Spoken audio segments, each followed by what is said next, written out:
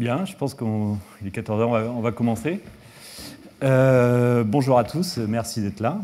Et aujourd'hui, on va parler, et pendant 2 cours, on va parler de système ionique et système ionique en interaction coulombienne, le transport des ions et un tout petit peu de stockage.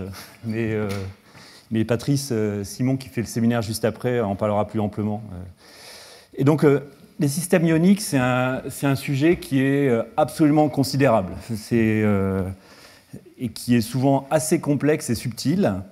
Et en même temps, c'est un sujet qui est à la fois très fondamental et à la fois, dans les implications, sont absolument universelles. Donc, depuis le stockage électrochimique, les membranes. Et là, j'aime bien cette citation anonyme. C'était dans un abstract d'article, Life is too short for electrolytes, et ça résume assez bien en fait la situation. C'est-à-dire que c'est un sujet qui est à la fois très ancien, puisqu'il a plus de 100 ans, voire même 150 ans si on réfléchit, et qui est à la fois extrêmement moderne, d'une part par les applications, ce que je disais juste avant, mais aussi parce que régulièrement, il y a des nouvelles propriétés qui émergent sur les systèmes ioniques. Et ça, c'est absolument pas... c'est assez inattendu, et ça montre que le domaine est extrêmement vivant. Et en fait, si je devais être réaliste, c'est un cours que j'aurais dû faire sur 20 heures, enfin, pour faire le tour et encore. Mais là, je vais prendre juste 2 heures, plus quelques... Enfin, les cours qui vont suivre utiliseront aussi le transport ionique. Mais donc dans 2 heures, je ne peux rien faire, évidemment. Donc je vais choisir quelques points de vue assez particuliers. Et donc le choix que j'ai fait, c'est de parler aujourd'hui... Je vais introduire les concepts, entre guillemets, de transport ionique, mais aussi de tamisage. Et tamisage, j'ai pris la perspective applicative, en fait. C'est-à-dire pour les membranes, notamment, ce qu'on veut, c'est que...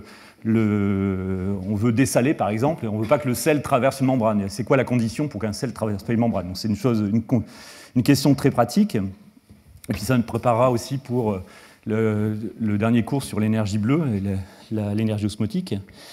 Et le deuxième, donc aujourd'hui je vais vous parler de ça, et la semaine prochaine, je vous parlerai d'un côté axé fondamental, en tout cas, sur le transport non linéaire, explicitement. Et notamment sur les phénomènes de ce qu'on appelle d'appariement, et comment ça permet d'avoir des réponses non linéaires, et je vous montrerai comment avec ça on peut aller jusqu'à des réponses neuromorphiques, c'est-à-dire essayer de mimer des comportements type neurones, etc. Donc, si je résume rapidement, les systèmes ioniques, je vous ai dit... Voilà, c'est le cœur même de tout le domaine des membranes, c'est-à-dire si on veut dessaler une nouvelle fois, on fait passer des ions à travers des pores, et la taille de ces pores est de l'ordre de quelques angstroms, si on peut définir la taille de pore, et donc il faut que l'ion interagisse, et ça pose plein de questions. En biologie, évidemment, les ions sont au cœur de toutes les fonctions qu'on puisse imaginer, à la fois les fonctions neuronales, puisqu'il y a énormément d'échanges. Il y a des petites pompes ioniques, comme je montrais ici sur ce petit film, qui est une sorte de sketch qui est complètement irréaliste, mais qui vous dit bien qu'il y a beaucoup de systèmes actifs dans le corps qui sont capables de transporter des ions, etc., etc. Enfin, c'est d'une richesse absolue. Là, ce que je vous montre ici, c'est un exemple qui est intéressant, qui a été beaucoup étudié par Pascal Martin de Curie, c'est l'oreille, en fait. L'oreille, c'est un système d'une sensibilité incroyable, et qui utilise du transport ionique de façon extrêmement subtile. Bref, on peut multiplier, il y a des milliers d'exemples pour le transport dans les fonctions biologiques, et évidemment tout ce qui est stockage, mais là je vous renvoie vers le cours de Jean-Marie Tarascon, et vers le séminaire de Patrice qui va le suivre. Parce que, pourquoi... Finalement, je me rends compte, je me suis rendu compte en préparant ce cours que finalement tamisage et stockage, c'est la même question, mais dans 2 cas limites extrêmes. C'est-à-dire le tamisage, c'est vous avez des ions qui veulent traverser une membrane, et en fait vous faites tout pour l'exclure. En fait. Et finalement, le stockage, c'est faire exactement l'inverse. C'est-à-dire ce que vous voulez, c'est qu'il y ait le maximum d'ions qui viennent à l'intérieur. Et donc, les questions qu'on va se poser essentiellement dans ce cours, c'est dire qu'on a un réservoir d'ions, et ce réservoir est en contact avec une structure poreuse, ou un port unique, ou des multiports. Et la question qu'on va se poser, c'est combien il y a d'ions à l'intérieur. Et si ces nombres d'ions, on arrive à se débrouiller pour qu'ils soient 0, c'est le tamisage. Si on arrive à ce que ce soit l'infini, c'est qu'on a réalisé une fonction de stockage idéale. Mais finalement, c'est la même physique qui va gérer les deux. Donc, si je reviens au tamisage, essentiellement, la vision qui est suivie, c'est une vision assez basique quand on regarde les domaines des membranes. Et cette fonction assez basique, c'est de dire que les ions ont des diamètres hydratés, c'est-à-dire typiquement un ion plus, il aura autour de lui un certain nombre de molécules d'eau. Par exemple, ici je m'intéresse beaucoup à l'eau comme solvant, mais j'utiliserai un peu tout à l'heure des liquides ioniques comme exemple. Et donc on a un diamètre hydraté, et la question c'est est-ce que ce diamètre hydraté rentre ou pas dans un pore. Donc c'est une vision, comme j'avais mis dans la leçon, c'est une vision de Shaddock, c'est-à-dire Meume-Zozo, c'est-à-dire ça rentre ou ça rentre pas, et ça dépend vraiment de la taille, et c'est cette vision de Sealing. En pratique, c'est un tout petit peu plus compliqué. On va regarder un peu plus en détail qu'est-ce que ça veut dire, ça rentre pas en termes d'énergie typique, etc., et qu'est-ce qu'on peut espérer. Mais avant de décrire ça, je voudrais quand même passer un tout petit peu de temps sur finalement ce qui caractérise l'objet de ce cours, c'est-à-dire la nanofluidique, le transport des fluides aux nanoéchelles. Et ce qui a changé, c'est que, comme je vais essayer de vous le dire lors des cours précédents, c'est qu'on a été capable depuis disons, on va dire une dizaine d'années, un peu plus, un peu moins, ça dépend des systèmes, de faire des pores ultra contrôlés. C'est-à-dire que, évidemment, quand on veut s'intéresser aux membranes, on a des mètres carrés de membrane, et c'est ça qui est important, parce qu'on veut faire des volumes énormes ou des supercondensateurs, on veut des grandes surfaces. Mais ici, l'idée, c'est de revenir au système élémentaire pour essayer d'en déduire des leçons générales. Et ça, c'est vraiment le point clé qui est développé. C'est difficile je ne vais pas faire un cours sur les méthodes de fabrication de ces systèmes, ça serait fatigant et pas forcément très intéressant, mais finalement on se rend compte dans le temps du laboratoire, vous pouvez demander à mes étudiants, la grosse partie du temps c'est de fabriquer ces systèmes. Et donc dans les systèmes, j'ai classé ça 0D, 1D, 2D, c'est purement par convention. 0D, c'est juste dire que évidemment, on a beaucoup de systèmes bidimensionnels qui ont été développés depuis le graphène jusqu'à tous les systèmes qui sont développés actuellement. MOS2, il y a les systèmes de Maxine, même si là c'est des multilayers.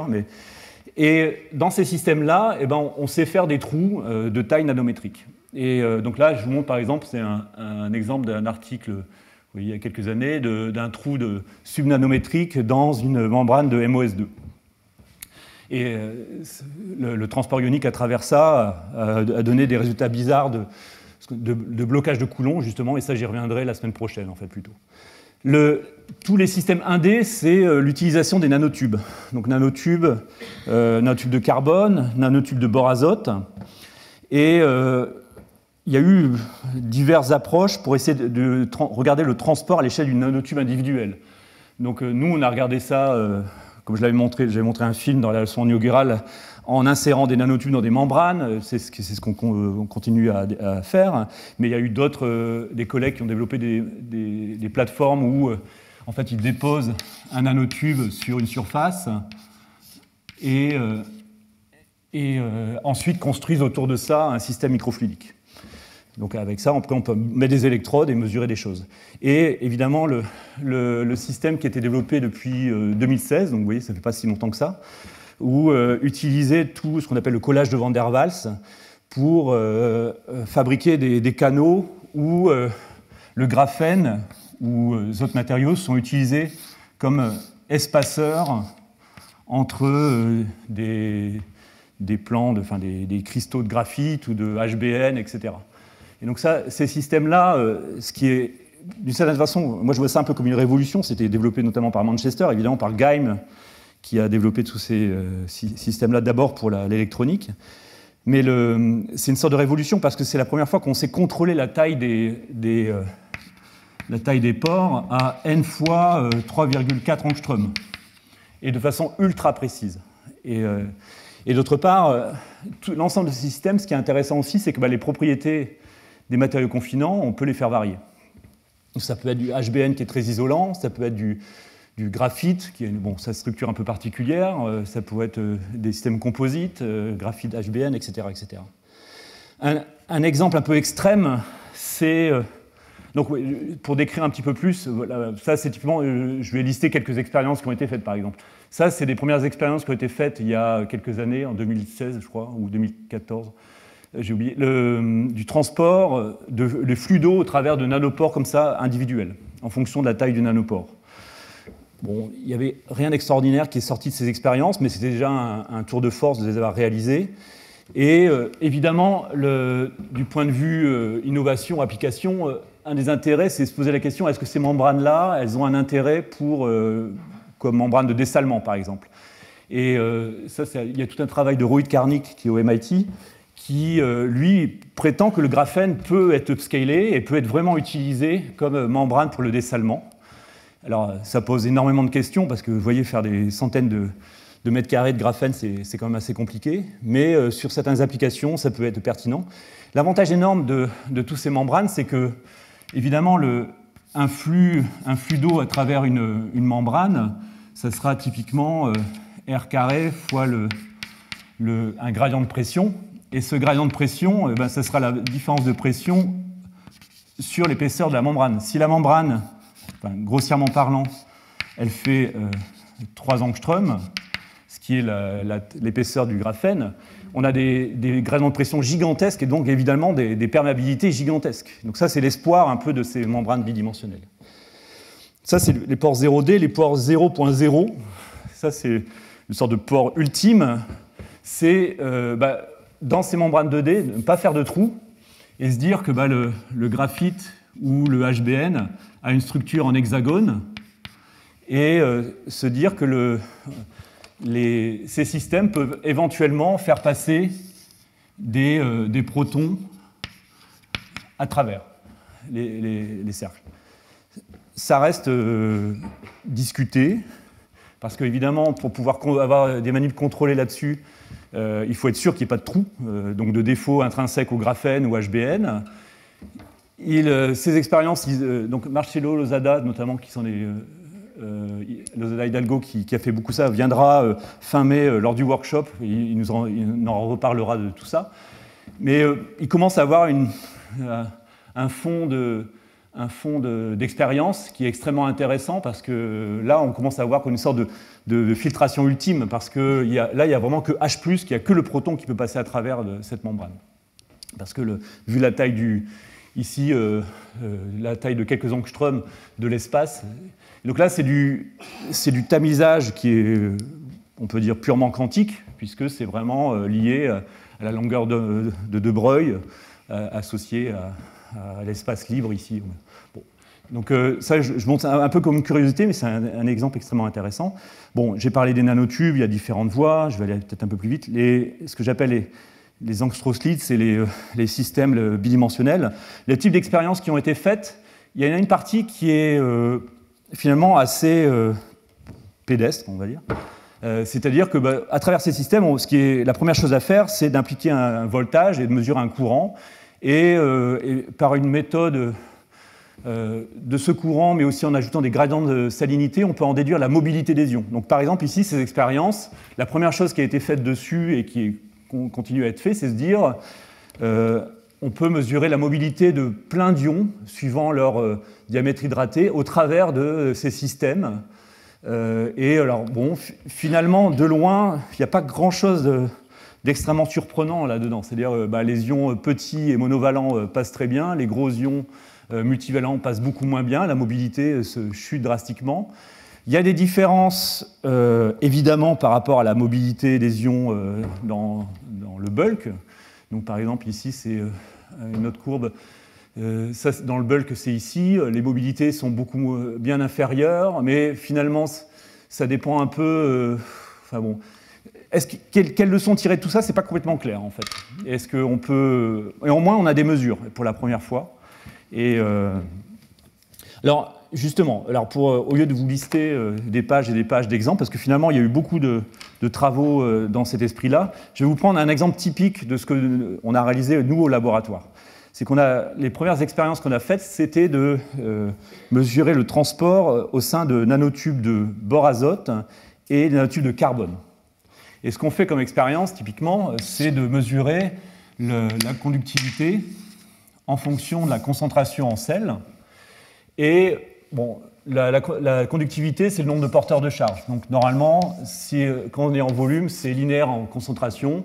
Et dans toutes ces expériences, on voit qu'à très forte concentration de sel, on a bien une conductance qui est linéaire en sel. Mais après, on a deux comportements. Oui. Pour le BN, ce qu'on voit, c'est que en gros, ça sature en dessous d'une certaine concentration.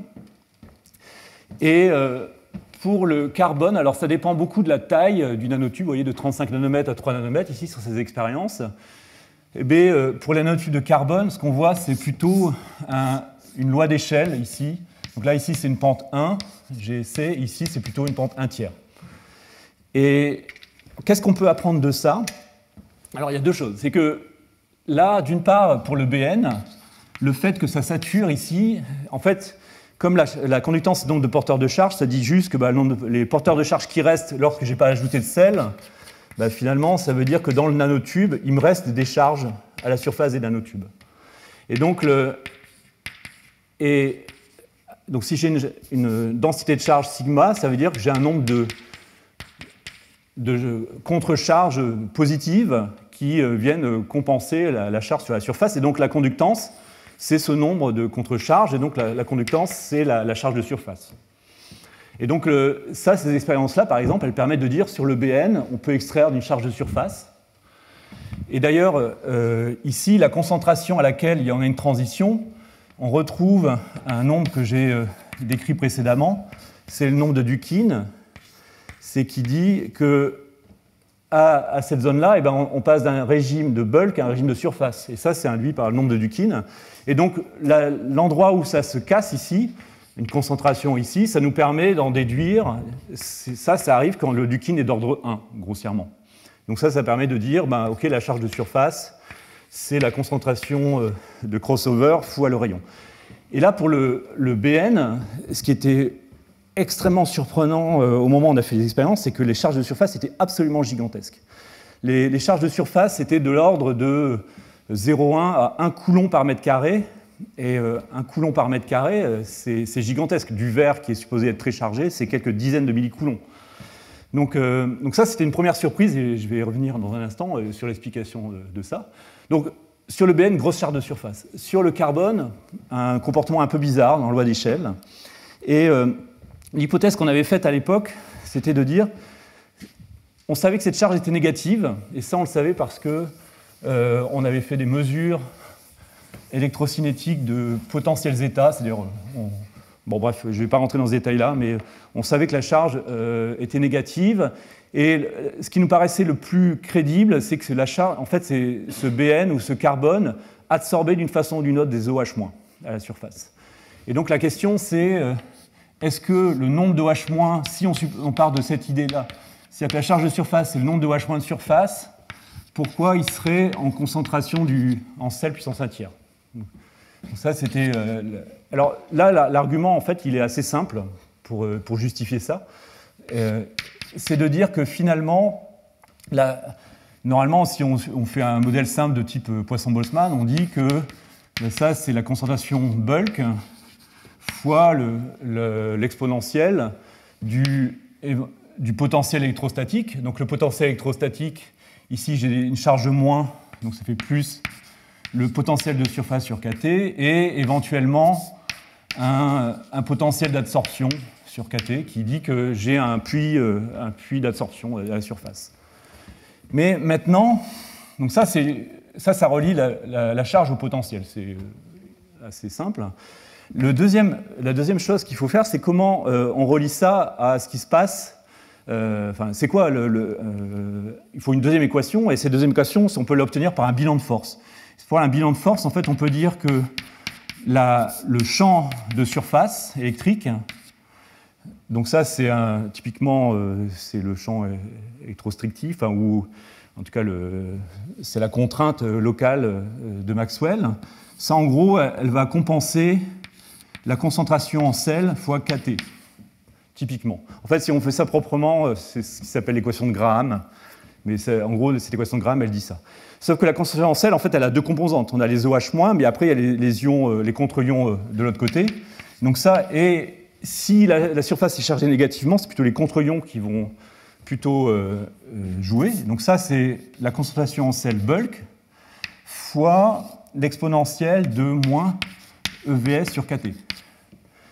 Et donc, vous voyez que sigma est en EVS sur kT, et E carré étant ça. Donc ça, c'est en C bulk sur sigma. Et la charge de surface par la loi de Gauss, elle est proportionnelle à sigma au carré. Donc à la fin, on a sigma carré qui est en concentration en sel sur sigma. Et donc, on en déduit que, effectivement, sigma, c'est en concentration en sel puissance 1 tiers. Et donc ça permet un argument très simple de retrouver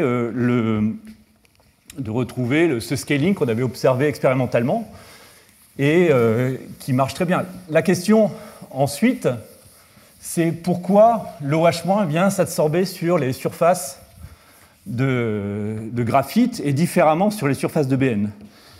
Donc ça, voilà, ça c'était la prédiction. Ça marche très bien par rapport, en fait, ce que je n'ai pas montré, mais toutes ces courbes-là, là, en pointillé, c'est les courbes issues de la prédiction complète si je mets les chiffres vraiment, ça donne ces prédictions-là, donc ça marche très très bien avec les expériences. Donc, la question c'est pourquoi il y avait une absorption sur les surfaces? Et donc là, je me suis tourné vers Marie-Laure, qui a fait des simulations ab initio avec différents degrés de détail. Mais les simulations qui ont ab initio, ça veut dire qu'on prend en compte le caractère quantique, en fait, on prend en compte les électrons. Et ce qu'ont montré ces simulations, et c'était ça qui était vraiment extrêmement intéressant, c'est que si vous prenez un OH- sur une surface de BN, en fait, donc ça, ce que je montre ici, c'est le profil d'énergie libre perpendiculaire à la surface pour un OH- qui vient près de la surface. Et ce qu'on voit, c'est qu'il y a un premier minimum à une distance assez grande, puis après un deuxième minimum ça c'est pour le BN.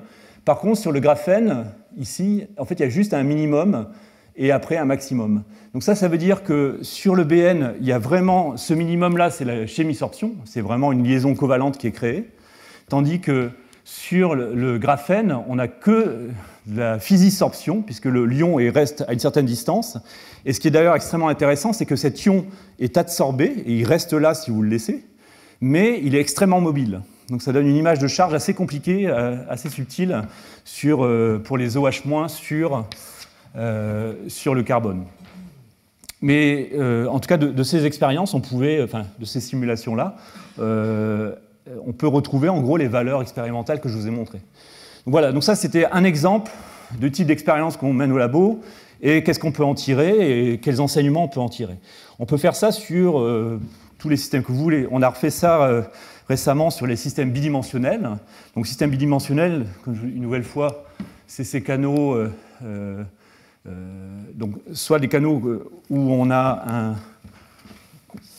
on crée des canaux ici entre deux surfaces, et là ce que je montre comme canal, c'est des canaux entre deux surfaces de graphite, et donc ça c'est ce que j'appelle le pristine.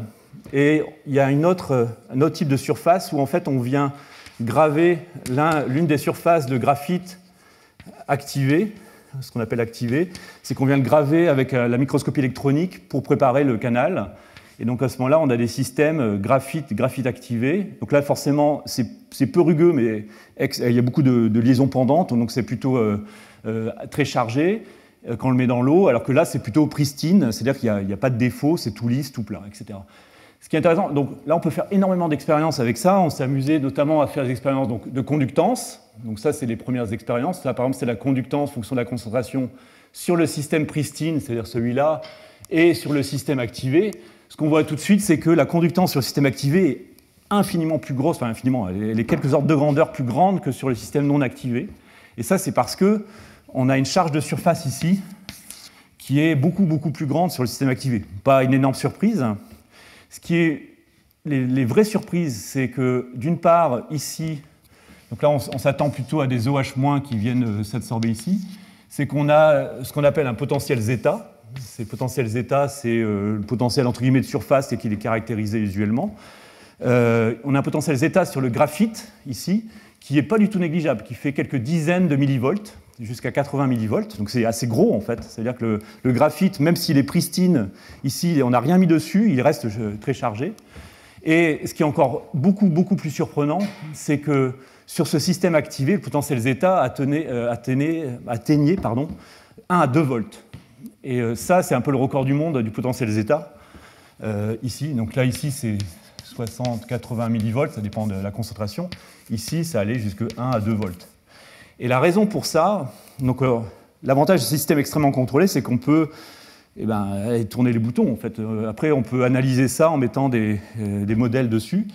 Et en fait, je ne vais pas du tout détailler ces modèles ici, je vais parler d'autres choses après, mais ce qui est intéressant, c'est que ces modèles montrent que si on ne prend pas en compte du glissement hydrodynamique, donc ce que j'ai décrit il y a 2 cours, on n'arrive pas à décrire les résultats expérimentaux. Donc en fait, et par contre, si on prend en compte le fait qu'on a des charges de surface plus du frottement faible, ce qui est un petit peu paradoxal, en fait, on arrive à reproduire quasiment quantitativement, alors avec très peu de paramètres, mais évidemment, c'est des descriptions, on fait ce qu'on peut.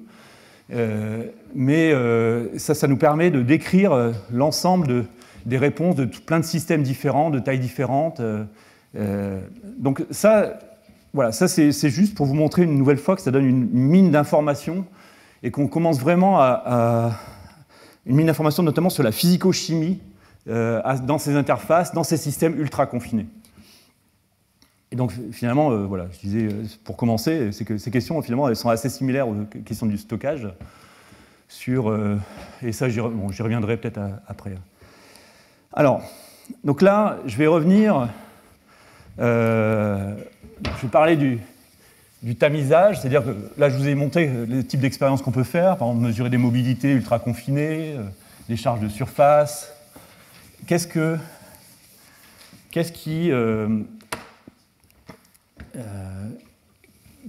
je peux en tirer?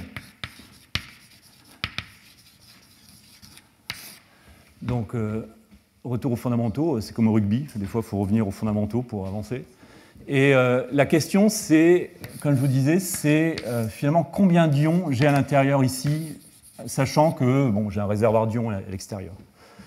Et ça, quand on regarde cette littérature, et là finalement je vais essayer de faire écho un peu à toute la littérature des membranes, c'est-à-dire alors c'est une littérature qui est maintenant quasiment industrielle, mais typiquement les notions que je vais introduire là, c'est un peu les notions qui sont sous-jacentes, et là je les ramène plutôt dans le côté fondamental.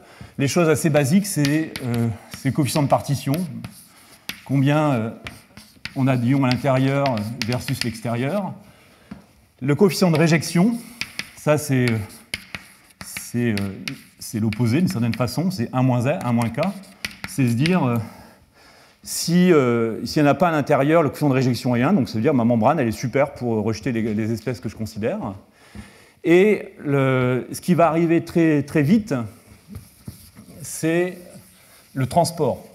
Parce que s'il y en a un petit peu qui traverse, en fait, le coefficient de diffusion effectif qui passe à l'intérieur, c'est D0 fois, par exemple, si j'ai une certaine barrière d'énergie, c'est delta F sur KT.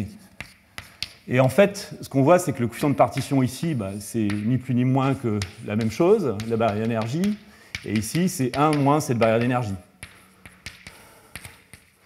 Donc, et ça, vous voyez que naturellement, c'est le coefficient de diffusion nu fois le coefficient de partition.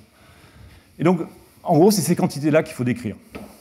OK, donc il faut en déduire la barrière d'énergie.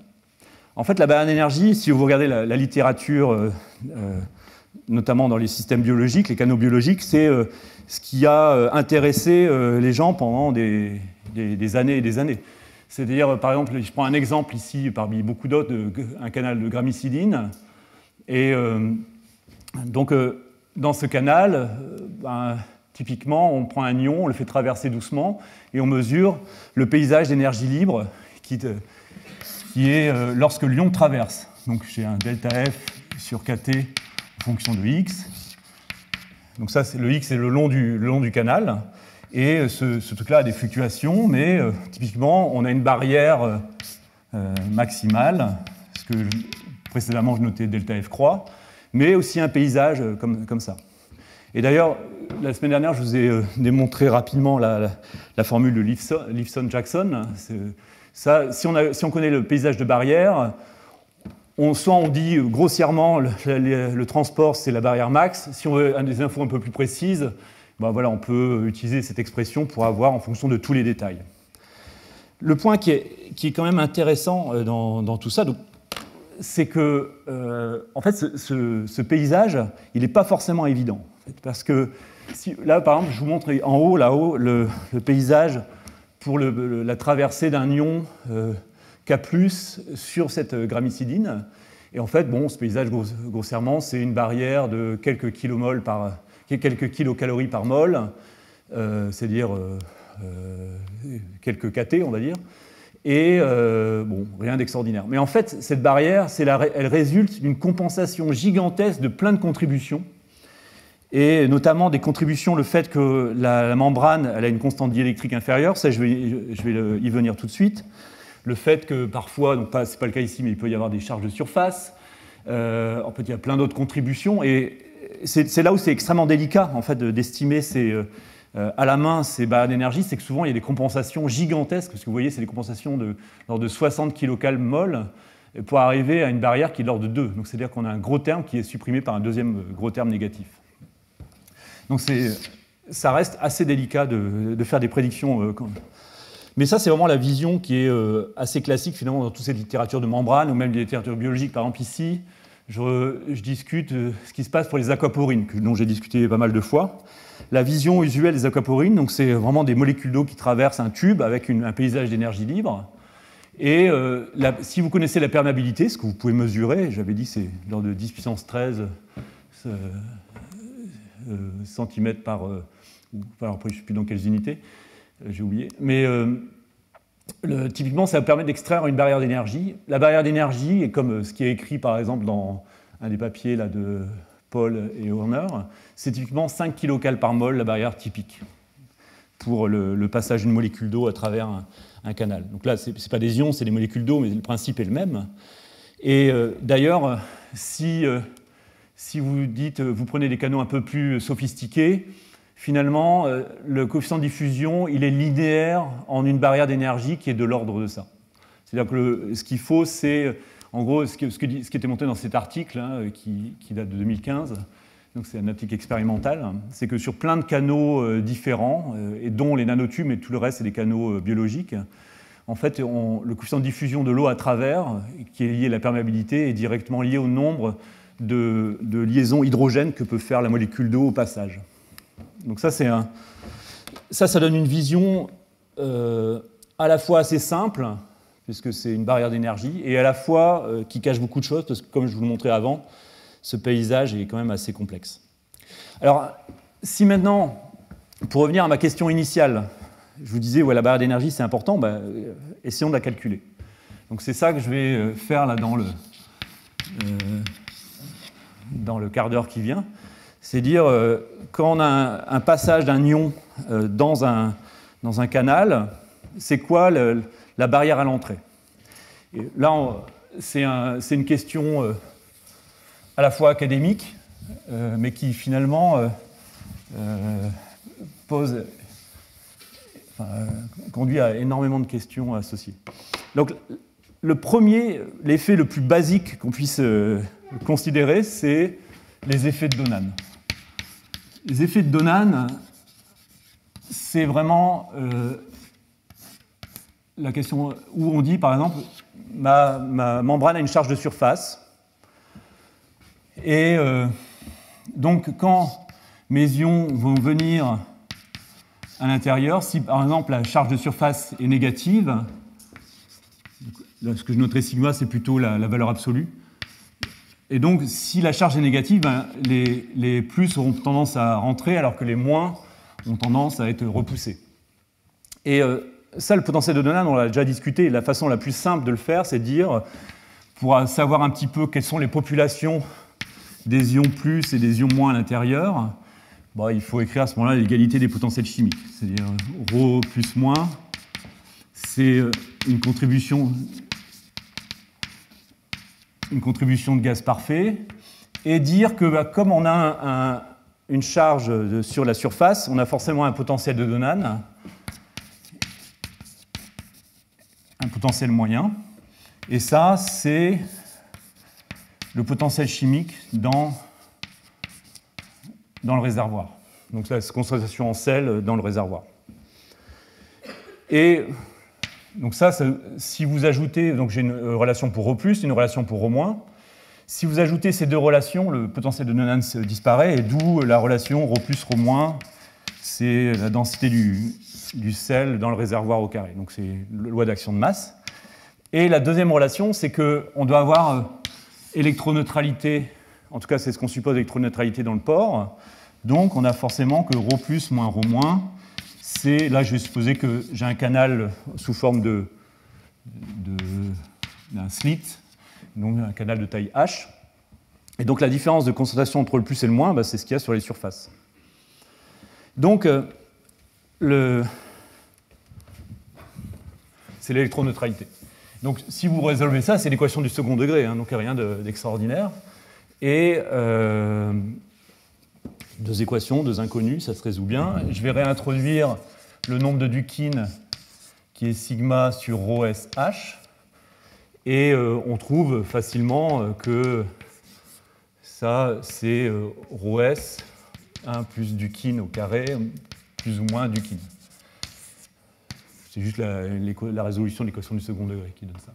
Et ça, c'est ρs exponentielle plus ou moins la barrière d'énergie. Donc la barrière d'énergie ici, c'est ni plus ni moins que EVD sur KT, mais ça dépend si on est plus ou si on est moins. D'ailleurs, pour les ions plus, c'est plutôt une attraction, pour les ions moins, une répulsion. Et donc, avec ça, finalement, c'est assez simple. On peut en déduire la concentration de sel à l'intérieur, c'est ρ+, plus ρ-. Par rapport à la concentration à l'extérieur, c'est 2 ρs. Ben ça va donner racine de 1 plus Dukine au carré. Et donc, le coefficient de réjection des deux ions, ça sera 1. Donc ça, c'est K total. Et le K+, c'est l'un des deux, et le K- l'autre. On a 1 moins, je peux le noter de plein de façons différentes, mais moins plus EVD sur KT. Et donc le VD dépend, je devrais le noter ici, VD, c'est KT sur E log de ρ- sur ρ+. Donc on a un coefficient de réjection. Alors, ça dit une première chose assez simple, c'est que les membranes chargées, c'est super pour repousser les ions opposés, mais ce n'est pas très super pour repousser l'autre ion, donc en fait, parce que, évidemment, elles sont attirées. Mais ces modèles de Donan, c'est un petit peu la base. Et par exemple, là, je vous montre des expériences qui ont été faites il y a un peu plus d'une quinzaine d'années, où sur le taux de réjection à travers des membranes de nanotubes, à l'époque, et différents ions, donc KCl, CaCl2, etc. Et en fait, si vous voyez sur ce graphe, il y a les taux de réjection de chacun des ions et la prédiction associée à un modèle de type Donan comme ça. Honnêtement, je ne suis pas sûr de comprendre complètement comment ils ont obtenu cet accord, parce que normalement, il devrait y avoir une séparation entre les plus et les moins. Bon. Donc, en tout cas, c'est comme ça qu'ils l'écrivent dans l'article. Dans ce cas-là, le potentiel de Donan semble fonctionner à peu près bien, mais je soupçonne un peu une entourloupe là-dessous. En fait, donc ça, c'est le tamisage par Donan. Ce qui est infiniment plus efficace et plus important, c'est les contrastes diélectriques. Donc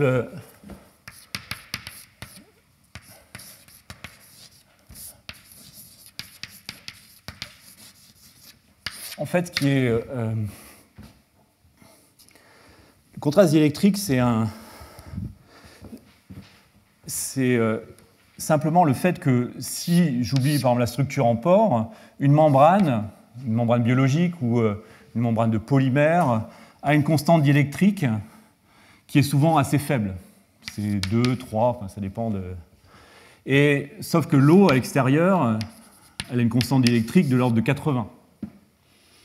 Et donc quand un ion va rentrer dans une membrane, il va passer grosso modo d'un système où il y a un écrantage diélectrique très fort à un système où il y a très peu d'écrantage. Et donc ça, c'est très connu. La base, c'est l'énergie de solvatation de Born, qui dit que l'énergie correspondante pour un ion, c'est ni plus ni moins que son énergie électrostatique, et on passe si on dit qu'un ion a une certaine constante diélectrique à l'intérieur, dans un milieu extérieur, par exemple ça c'est l'énergie de solvatation d'un ion qui arrive du vide vers un système, on a un contraste diélectrique. D'ailleurs, c'est plutôt l'inverse. Bon, je vais plutôt le noter différemment, parce que là, je vais me tromper dans mes notations. Je vais plutôt le noter comme ça. Alors, et là, ça devrait être 4π, mais c'est 1,5 parce que c'est une énergie libre. C'est un peu comme un condensateur, en fait, quelque part. Ça a été... Là, je mentionne un article de Parseghian, qui est un article assez ancien, hein, c'est dans les années 60, 70, qui a mis, en fait, c'est une sorte d'article pionnier, entre guillemets, sur ces domaines-là, qui dit, attention, il faut faire attention à ces énergies diélectriques, notamment quand les ions traversent les membranes biologiques. Et donc ça, c'était l'énergie de solvatation, et donc on peut généraliser ça au cas où on passe justement maintenant vers une membrane. Et donc quand on passe vers une membrane, en fait, on va avoir typiquement la constante diélectrique, elle est beaucoup plus grande dans l'eau que dans la membrane. Donc on peut faire ça proprement, mais là grossièrement, ce que ça va donner, c'est que la barrière d'énergie, dans ce cas-là, c'est 1,5 de la constante diélectrique, je vais mettre epsilon 0, epsilon water, et R, ici, c'est la taille de l'ion, par exemple. Donc ça, si on met les chiffres, en fait, tout de suite, c'est des chiffres assez considérables, parce que je vais introduire la longueur moléculaire, là, 4π epsilon 0 epsilon water kT. Donc ça, c'est la longueur de Bierrum. Et parce que ça, c'est une référence pour moi, parce que ça, c'est 0,7 nanomètres dans l'eau. Et donc, la barrière d'énergie, ici, c'est typiquement, donc delta F sur kT, on voit que c'est...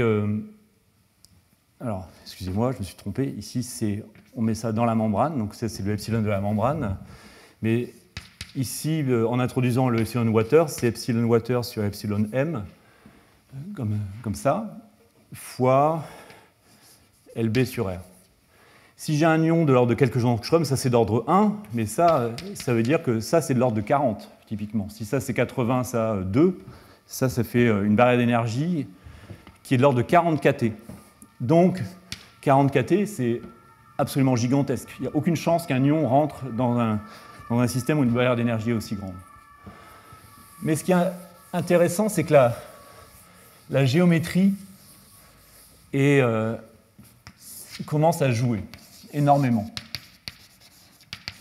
Et finalement, de mon point de vue, c'était un peu le point central de cet article de Parseghian, c'est se dire que, grosso modo, on va le système ne rentre pas dans une membrane avec une constante électrique complète, mais on peut imaginer qu'il y a une membrane avec un pore qui traverse ici.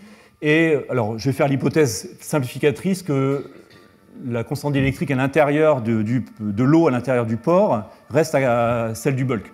On peut supprimer cette hypothèse, mais ça rend juste plus compliqué les estimations. Alors, qu'est-ce qui se passe dans ce cas-là? C'est ça qui est intéressant, c'est que quand on a un contraste diélectrique comme ça, si on met une charge au centre, normalement, le potentiel dans le volume, ça crée un champ électrique, une charge dans le volume, ça crée un champ électrique isotrope. Comme ça. Ici, dans un canal où la constante diélectrique a un contraste gigantesque, les lignes de champ vont être confinées dans le canal. Ça veut dire que les lignes de champ, au lieu de partir de façon isotrope, vont rester confinées à cause du contraste diélectrique. Donc ça, c'est 3D, et ça, c'est 1D. Donc, si les lignes de champ sont confinées, par exemple, ça va changer énormément de choses. Alors, et donc c'est ça que je voudrais essayer d'estimer un petit peu plus.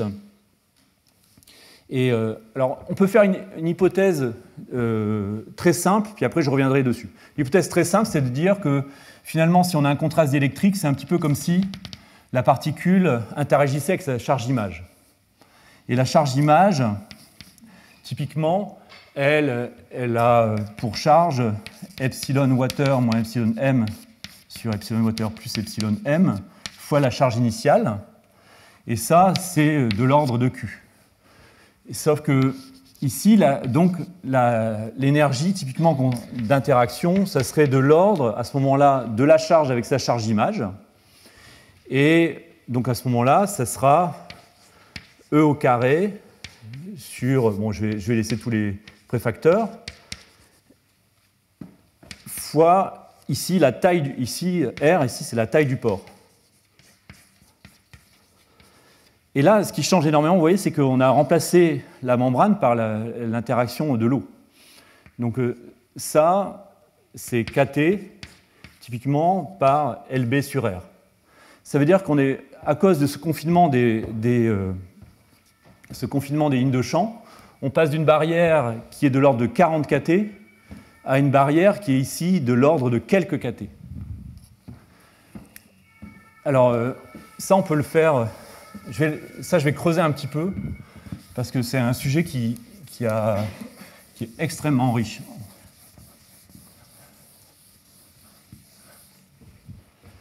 Donc, là, je reprends ça, c'est un graphe qui était dans le papier de Parsegian, qui montre justement qu'à cause de ces effets-là, on a une barrière d'énergie qui est infiniment plus faible que celle estimée naïvement.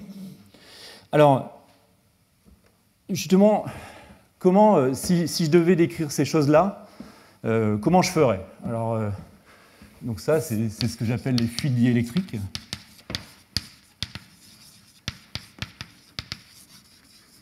En fait,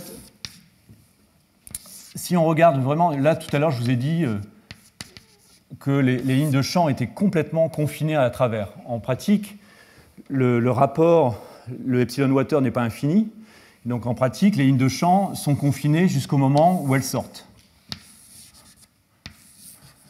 Et elles vont sortir au bout d'une certaine longueur, que je note xi. Et pour estimer ce xi, alors c'est là où il faut faire il faut prendre son courage à deux mains et résoudre le problème électrostatique correspondant.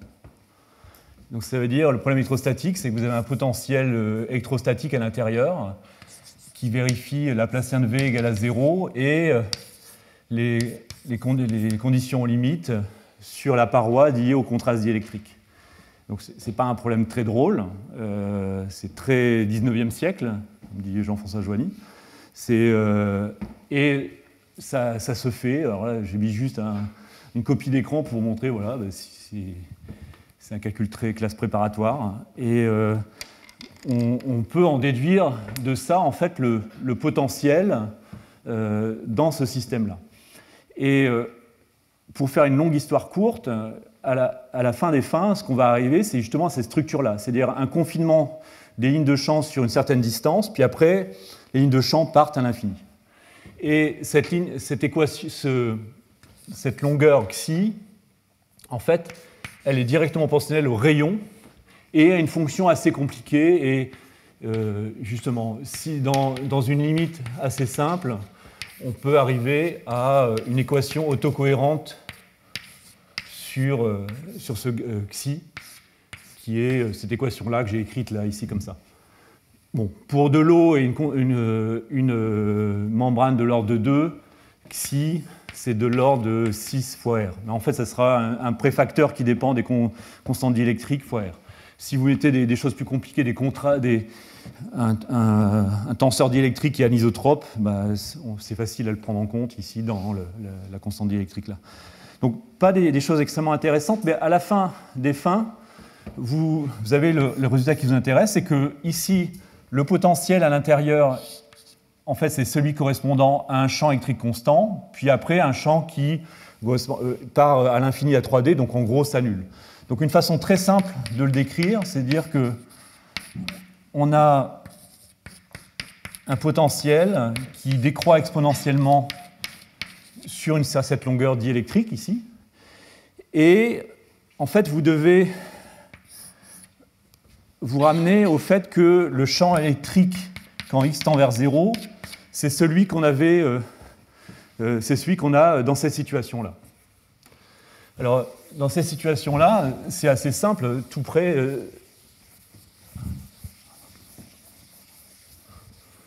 Donc, pour x tend vers 0, en fait, on voit, si on a un champ qui est unidirectionnel, on va faire un théorème de Gauss.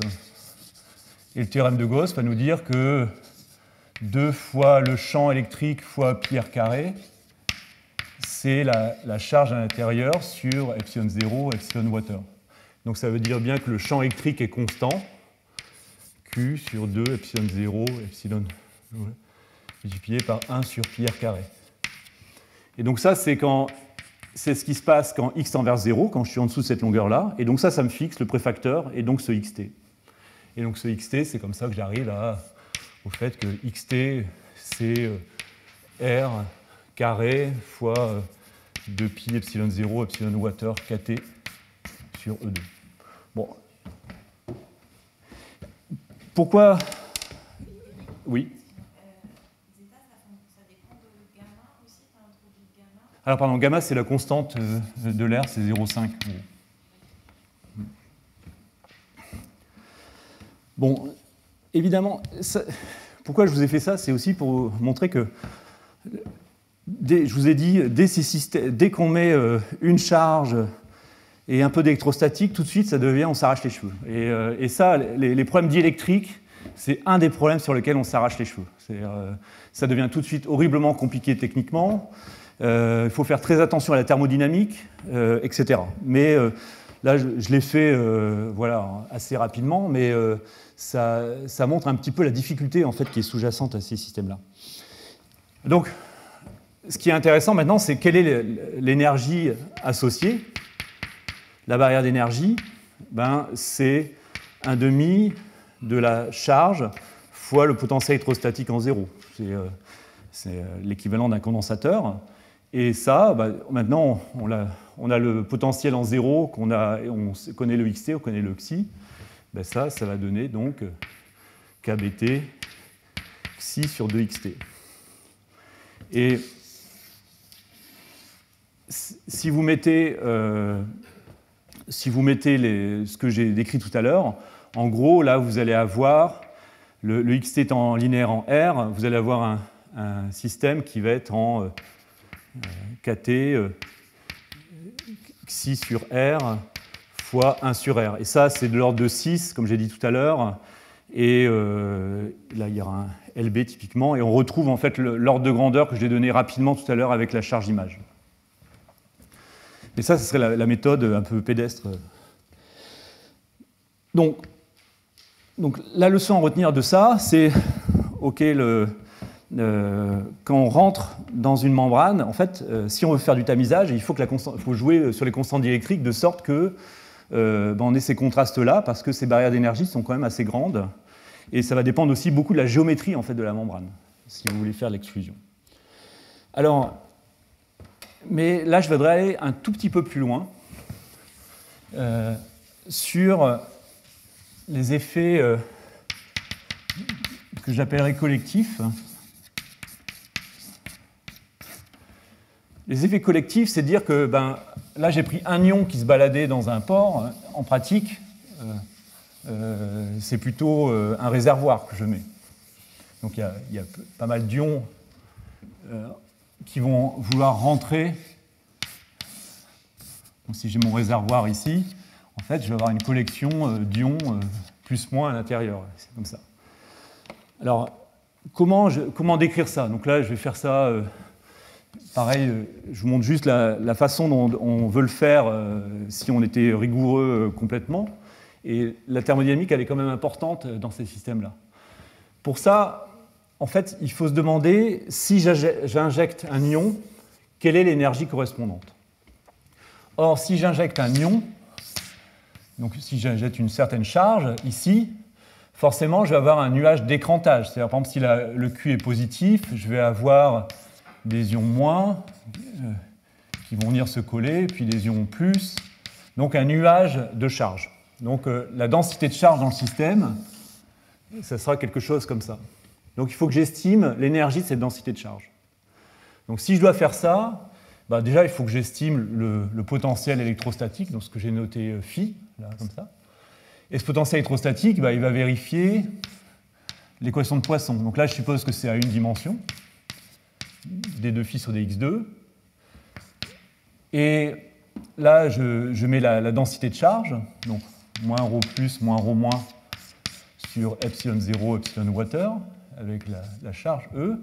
Et ça, c'est E ρ s fois exponentielle alors je l'ai mis phi, pardon, c'est sans dimension. Donc phi, c'est EV sur kT. Donc ça, je mets E2 sur kT. Et là, je vais avoir exponentielle plus phi moins exponentielle moins phi. Et je vais donc avoir ici quelque chose qui est ρs sinus hyperbolique du potentiel. Ça c'est si je n'ai pas d'effet diélectrique comme j'ai décrit tout à l'heure. Et donc, pour ajouter les effets diélectriques, je dis, comme mon potentiel, je dis qu'il est écranté sur une certaine distance, il suffit que j'ajoute à la main un écrantage.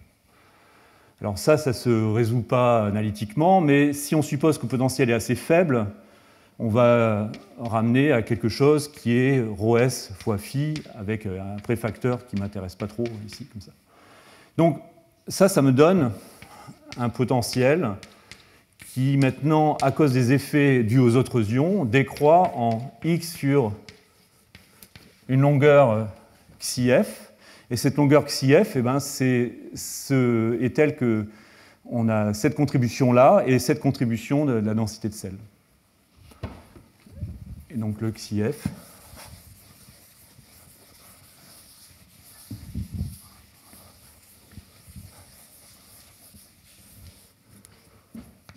Est tel qu'on a 1 sur le xif au carré, c'est 1 sur xi au carré, plus une certaine constante fois la concentration du sel à l'intérieur.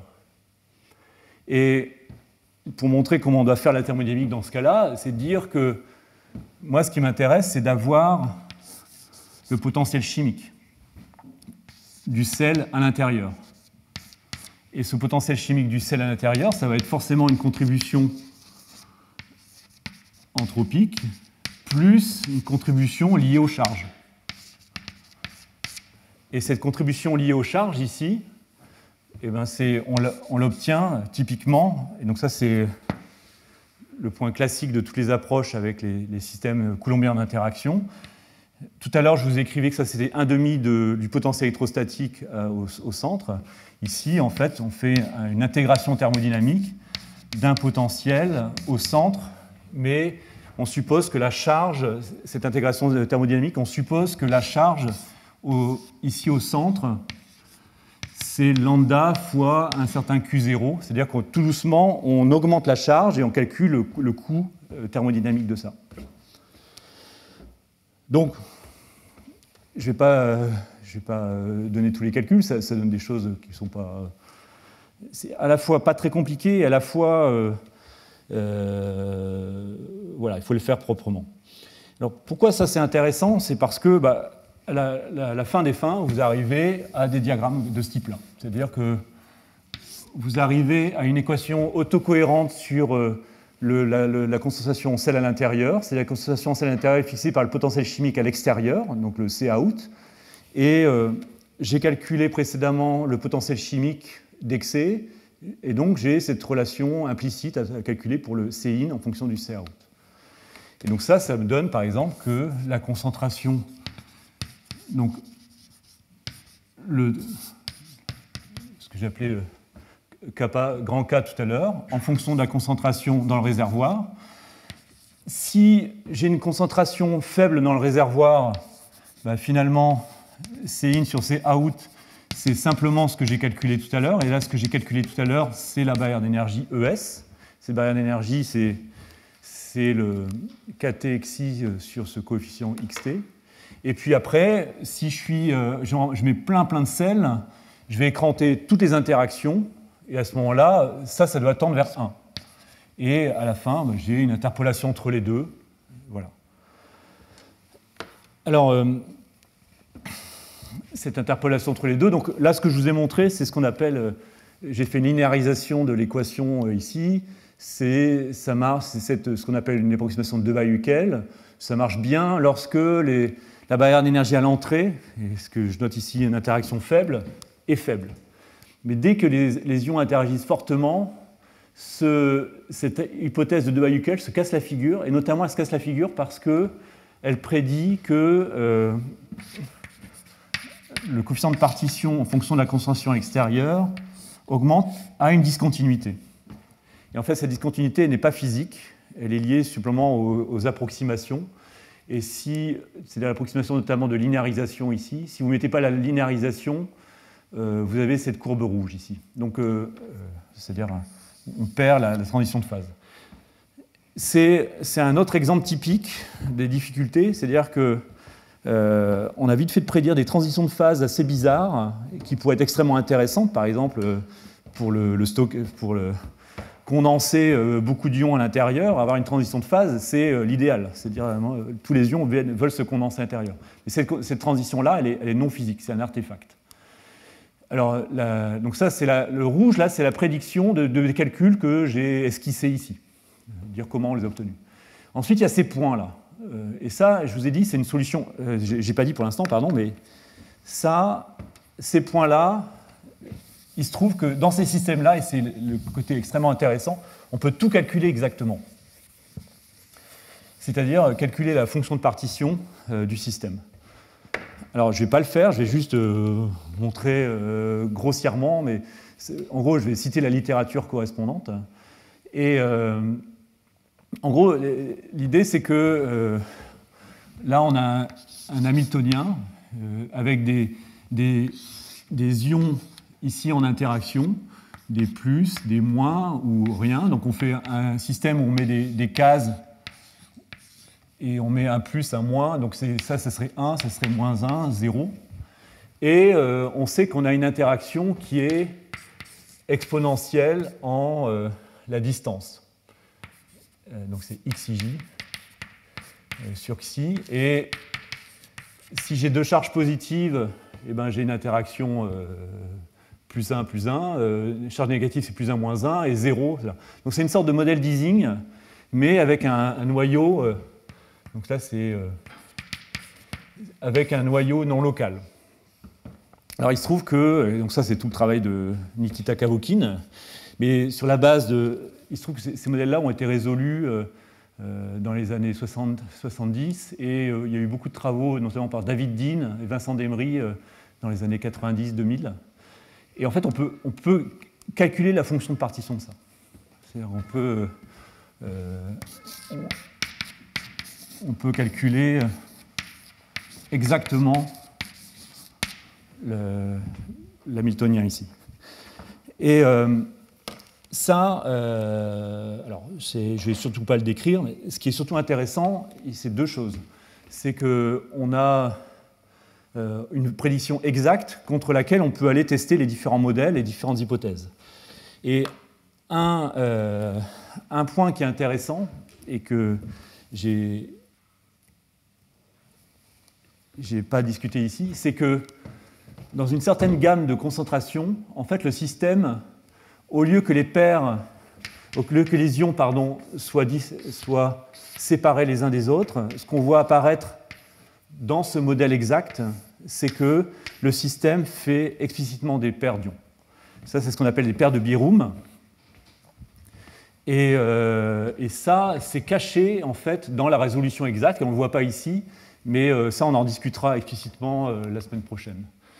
Et où est-ce que ces paires, on le voit les mieux, en fait, c'est lorsque vous commencez à faire du gating. C'est-à-dire vous avez votre pore, mettons que vous avez plein de pores dans une membrane, et vous mettez un certain potentiel. Donc là, ici, j'ai un système à une dimension, maintenant, vous mettez un potentiel. Et donc, là, c'est vraiment une situation où on a un potentiostat extérieur, comme on essaye de faire avec Patrice en ce moment, et on charge la membrane. Et donc, c'est-à-dire ici, j'ai mon pore avec une charge de surface. Et ce qui est intéressant ici, c'est que dans ce cas-là, dans la résolution exacte, on voit que ce qui apparaît, ce n'est pas qu'on remplit gentiment le pore avec un nombre de charges. Ça, c'est par exemple, si je dis la charge de surface qui est liée au gating extérieur, je la fais varier continuellement, et là, j'ai le nombre de charges à l'intérieur. Une solution type champ moyen, ça dirait, j'ai une droite. Le nombre de charges à l'intérieur, c'est la charge du surface. Ce qu'on voit ici, c'est l'apparition de steps. Et ces steps-là, c'est explicitement, c'est le fait qu'on vient écranter charge par charge le système. Et donc, c'est l'apparition c'est-à-dire qu'au lieu que le système vient continuellement compenser la charge de surface, ça le fait charge par charge. C'est à la fois une évidence du point de vue de l'esprit, mais c'est contre toutes les prédictions des modèles de type champ moyen usuels, Poisson-Boltzmann, etc. Et ça conduit à des pics de conductance, et ça, j'y reviendrai la semaine prochaine. Ça, c'est ce qu'on appelle le blocage de Coulomb ionique. C'est comme le blocage de Coulomb électronique, sauf qu'ici, on a un phénomène quantifié de conductance, mais purement classique, et absolument pas quantique. Alors, j'aurai pas le temps de faire plein de trucs. C'est pas très grave. Mais je vais peut-être quand même discuter ça.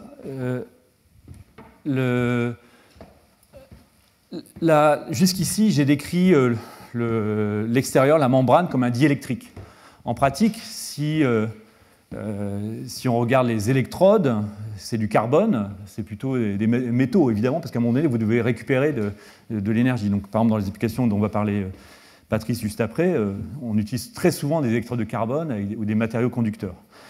Et évidemment, là, on passe dans une situation qui est encore différente de ce que j'ai décrite là. Parce que dès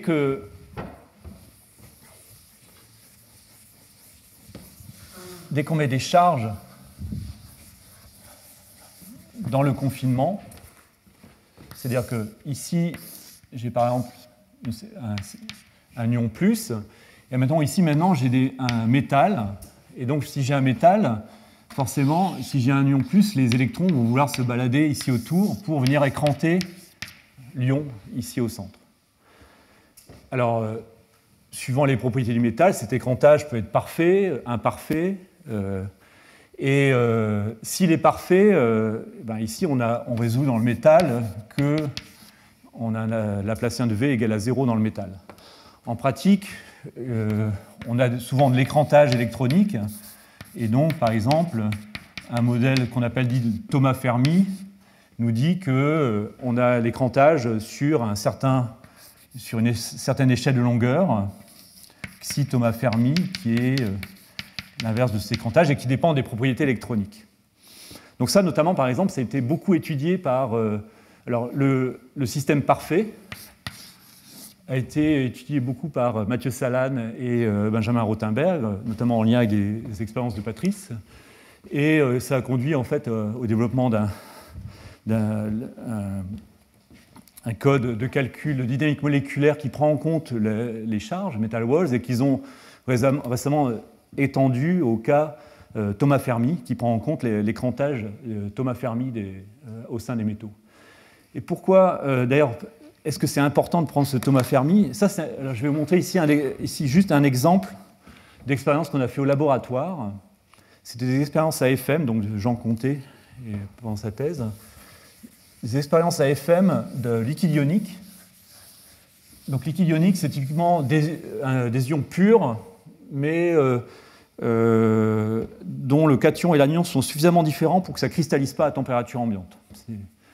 Et dans ce système-là, c'est une expérience AFM, donc il y a une pointe et une surface, et on a ces ions purs ici à l'intérieur. Alors, en fait, si vous regardez ce liquide ionique, ça ressemble à de l'eau un peu plus visqueuse, mais pas grand-chose de différent. Et il se trouve que quand on faisait ces expériences, donc vous voyez, on réduit la taille ici du gap, il y avait une taille minimale à partir duquel le système répondait comme un solide. Et cette taille minimale, on était sûr que on n'était pas au contact, c'était encore assez loin du contact. Et en fait, ça correspondait au fait que le système passait d'un état liquide à un état où, ici, c'est un bloc. Donc, notre interprétation, c'est qu'il y avait sous le confinement, il y avait une cristallisation, ou en tout cas une tentative de cristallisation du système. Et donc ça, c'est une transition, on l'a décrit par ce qu'on appelle Gibbs-Thomson, c'est-à-dire c'est une cristallisation induite par le confinement. Et ce qui était intéressant, c'est de voir que cette transition dépendait énormément de la propriété électronique, de l'écrantage électronique, en fait. C'est-à-dire que, ici, si vous décrivez ça par un écrantage de Thomas Fermi, donc une longueur de Thomas Fermi qui caractérise, qui est différente, par exemple, pour HOPG, le platine et du silicone dopé. En fait, ce qu'on voyait, c'est que cet effet, c'est-à-dire la longueur à laquelle, ce que j'ai noté ici lambda, la longueur à laquelle ce système devenait plus ou moins cristallin, augmentait lorsque ce paramètre de Thomas Fermi devenait de plus en plus grand. Donc le système s'approchait de plus en plus d'un métal. Et avec une prédiction comme ça. Et alors, donc je ne vais pas décrire comment on a pu décrire l'impact de ce Thomas Fermi sur l'état du système ionique confiné, mais l'idée c'est d'aller regarder comment les tensions de surface dépendent justement des interactions électroniques. Alors ça c'est vraiment le même point de vue adopté par Mathieu et Benjamin dans leur simulation, c'est-à-dire comment tout cet écrantage électronique influence les propriétés ici du liquide, et vous voyez que ça forcément ça va impacter les propriétés du fluide à l'intérieur. Alors je ne vais pas décrire malheureusement les confinements d'interaction, ça m'aurait plu parce que ça fait appel aux fonctions de surface que j'avais introduites la dernière fois. Mais une limite qui est intéressante, c'est la limite où justement ce système est un métal pur. Et parce que ça, donc, je rapporte ça, parce que ça a été décrit notamment par Kornichev avec Kondrat il y a quelques années. Ils avaient fait une prédiction selon laquelle, à cause des effets de charge-image, parce que ça, dès qu'on a ça, en gros, on a une charge-image ici, ben le système, si on a une charge-image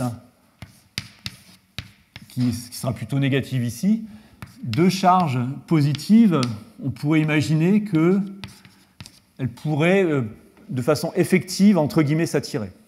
Et donc, c'était une de leurs prédictions, donc je cite, que à cause des effets d'écrantage ici dans le métal et les effets associés de charge-image, on peut en fait augmenter considérablement le packing des ions. Et ça, c'était un point que Patrice, vous avez re-regardé après derrière, par des expériences qui mettaient en évidence le fait que effectivement, il y avait un packing anormal et notamment la possibilité d'avoir des paires de même signe qui se rapprochaient considérablement dans ces systèmes.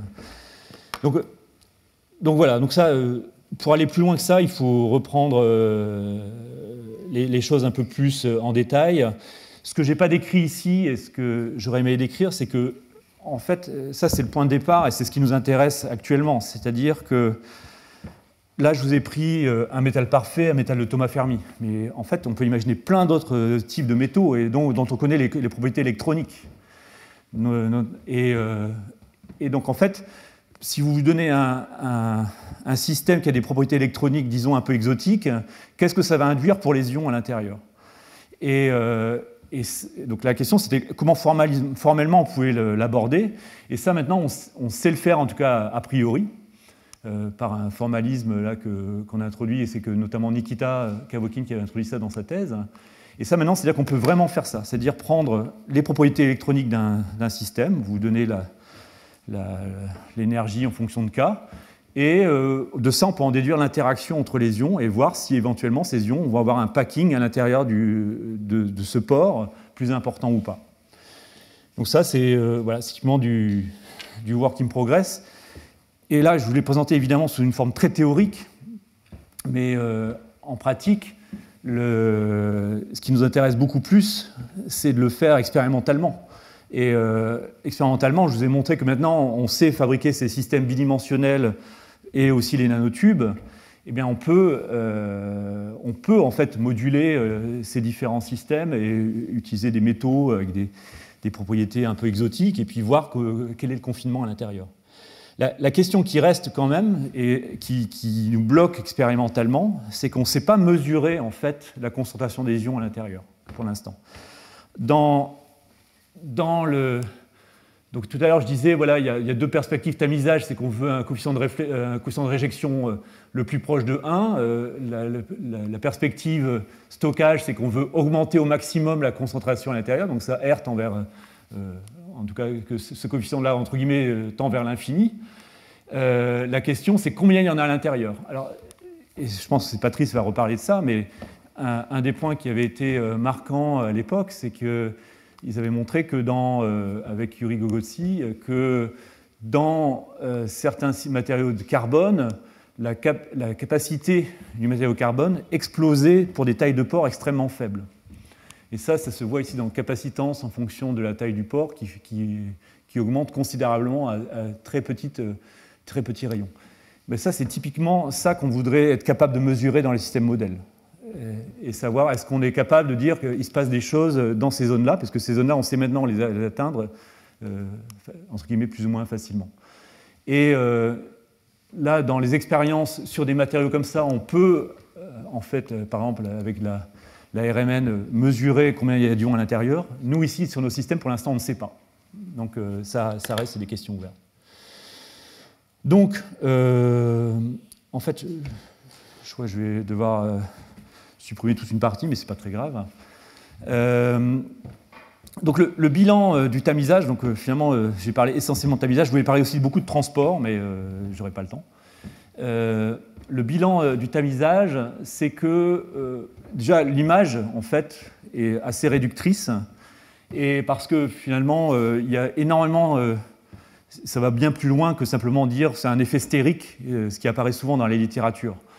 Et donc, dans le tamisage, ce qui est à mon avis beaucoup plus intéressant, c'est jouer sur les propriétés électroniques du confinement, sur les fluctuations, ça c'est ce que j'ai montré la semaine dernière, et les effets de corrélation ionique, ça c'est ce dont je vais parler la semaine prochaine, et surtout bénéficier des plateformes 1D et 2D. Et je crois qu'en fait, c'est un bon moment pour s'arrêter, parce que j'avais beaucoup d'autres choses à parler, mais je n'en parlerai peut-être la semaine prochaine ou peut-être pas. Voilà. Merci beaucoup.